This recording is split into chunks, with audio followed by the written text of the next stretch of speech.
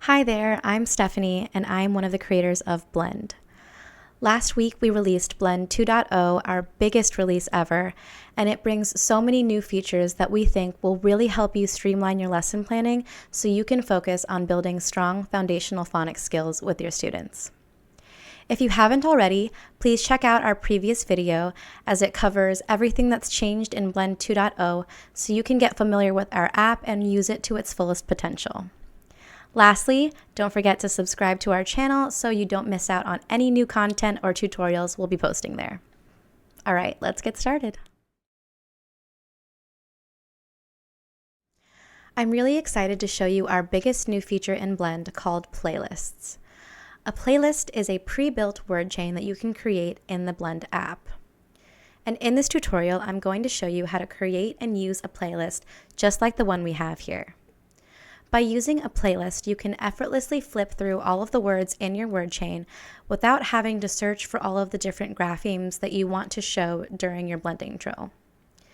This simplifies the teaching experience for you so that you can focus on teaching your student and helping them build phonemic awareness through the exercise. We created this feature because we know that many of you are teaching in school settings where you may be using the same lesson plans or word chains over and over again for multiple groups of students. With a playlist, you can create it once, save it, and reuse it over and over again, so you won't have to duplicate your efforts when preparing for the drill or when searching for those graphemes every single time. We think this is a really powerful feature that's going to save you so much time in your lesson planning, and we can't wait to see what you do with it. Before I go through what it looks like to create and use a playlist in Blend, I want to remind you that this is a pro feature in our app. If you're not familiar with the different account types that we have, you can check them out on our website by clicking on Features here in the top menu. We have two different account types. We have Blend Basic, which is free to use for everyone, and you can get started right out of the box without even creating an account, and you'll get all of the features listed here. We also have our premium subscription called Blend Pro, and that currently costs $3 per month. You'll get unlimited storage and all of the additional features you see here, including playlists. Right now, we have a 1-month free trial when you sign up for Blend Pro. So if you're interested in trying that out, you can scroll down to the bottom here and create an account and sign up for our free trial and start taking advantage of all of the things that Blend has to offer you and your students. On the home screen, you'll see all of my decks here that I have in my library, and at the top left, you'll see an icon that will take you to the playlists view. I do have a playlist already saved to my account here, but let's go through it together so I can show you how easy it is to create a playlist.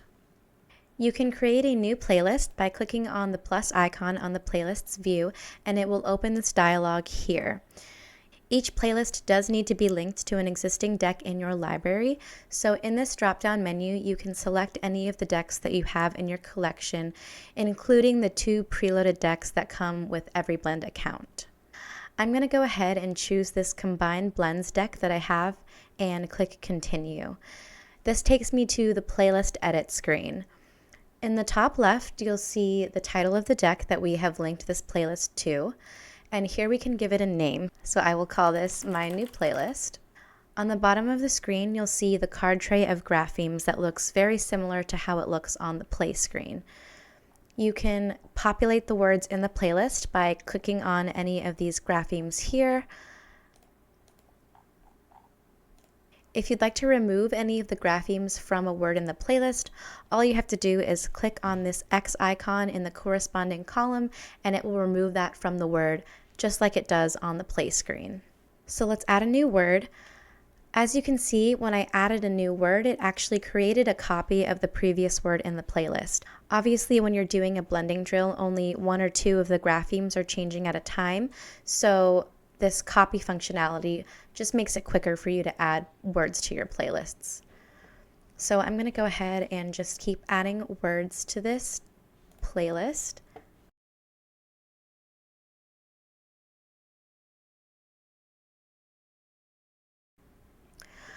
All right, we've added a bunch of words to our playlist. Let's check out how we can edit it. If you'd like to change any of the graphemes in these words, all you have to do is click on the word and you'll see that it gets highlighted here, and that means it's selected. And you can click on any of the graphemes in the trays to change them in the word. If you'd like to delete any of the words from your playlist, just click on the X icon in the top right-hand corner of the word and it will remove it from the playlist. You can use these up and down arrows next to the words and it will rearrange them to your liking. Lastly, you have the option to minimize the card tray at the bottom of the screen, and this gives you more of a full screen view of your playlist so you can rearrange things quickly and just get a better view of how it looks overall. All right, I think I'm satisfied with how this playlist looks, so I'm going to save it. That'll take us back to the playlist view, and you can see here that we have a new playlist. Now that we have our playlist saved, we can go ahead and use it. You can click on the play icon next to the title and it will launch you into the playlist. And here you'll see a simplified view of a blending drill. So you have your big cards with the graphemes populated on each card, and you can progress through your playlist by clicking on the arrows next to the words. We actually made the entire screen clickable, so you don't have to be too precise with clicking on the icons. So you can click anywhere on your right side of the screen to progress forward in your playlist, and anywhere on the left side of the screen will take you backwards.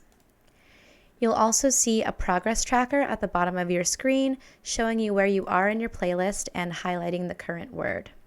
If you'd like to skip to a different point in your playlist without having to rapidly click back and forth, all you have to do is click on that word and it will jump to that point in the playlist for you. If you notice that your student is getting distracted by all of the other words on the screen, you can enter focus mode by clicking on this icon in the top left toolbar. Lastly, if you'd like to deviate from any of the words in your playlist, you can actually click on the title of the linked deck at the top of the screen and it will launch you straight into the play screen for that deck. And you can use it as you would any normal blending board.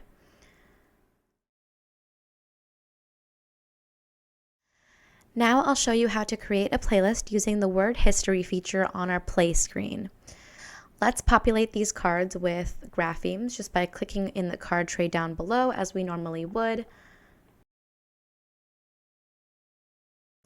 At the top right of your screen, you'll see an icon to open the word history for that session.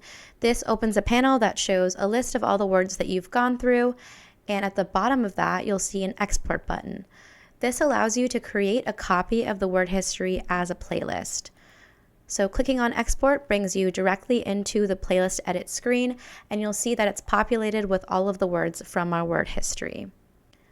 This is another quick and easy way to create a playlist from a previous session. Let's say you happen to like the word chain that you'd gone through with a student earlier in the day. You can save it as a playlist and then reuse it for any of your other students.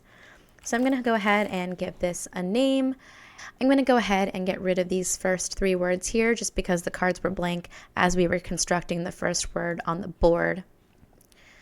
Great, I like how it's looking so far, so I'll save it. And now we can use it as one of our playlists. That's going to be it for this video. I hope it was helpful in getting you started with the new playlists feature in Blend. We think this is such a powerful feature and it's going to save you so much time. You'll really be able to optimize your lesson planning, especially in settings when you're dealing with students who are going through the same or similar curriculum and you're reusing those lessons over and over again.